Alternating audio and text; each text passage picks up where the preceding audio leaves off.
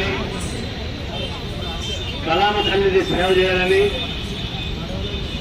తన కళ కోసం కాదు ప్రజల కోసం అని చెప్పేసి నిర్ణయం తీసుకున్నారు. అది ఇప్పుడు కళ మొత్తం కూడా ఒక వ్యాపారికంగా మారిపోయింది. కార్పొరేట్ ప్రపంచ హస్తాల్లో ఉపయోగపోయింది. ఈ సమాజాన్ని మొత్తం సినిమాగా కల్పిస్తూ ఉంది.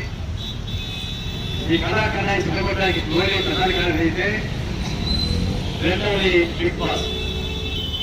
బిగ్ బాస్ అనేది ఒక చారిత్రక హేళనతో కూడినటువంటి అంశాలు. నేరపూరిత సమాజానికి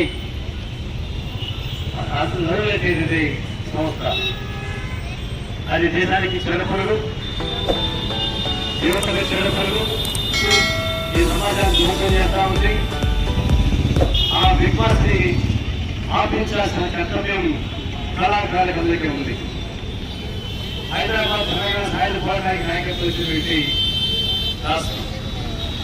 అలాంటి విపరీత పోరాటం సాగించే జిల్లాలలో తెలంగాణ పోరాటం చేస్తూ ఉండాలా, పోరాటం పొందినటువంటి చేస్తూ ఉండాలా, అంతేగాని అశ్లీలమైనటువంటి కళాశాల ఉండడానికి వీల్లేదు. అందుకే నేను విజ్ఞప్తి చేసేది కళాకారులతో కూడా కలవండి, విశాల ప్రాతినిధ్యం అందరూ కలుగుతాం. కలిసి మేము రాబోయేటువంటి బిగ్ బాస్ ధ్వంసం చేద్దాం, మన పైన దాడులు చేద్దాం, రాత్రించాల్సిన మన కర్తవ్యం అదే మనసుగా ఉండాలి. ఆ బిగ్ బాస్ ఆడడానికి వెళ్ళే పద్ధతులు ప్రజానికి సమేతం, కళాకారులు సమేతం పోరాటం సాగిద్దాం. ప్రత్యక్ష పోరాటం ద్వారా ఈ బిగ్ బాస్ అర్థం చేద్దానికి మీకు చూపిస్తా ఉన్నాం.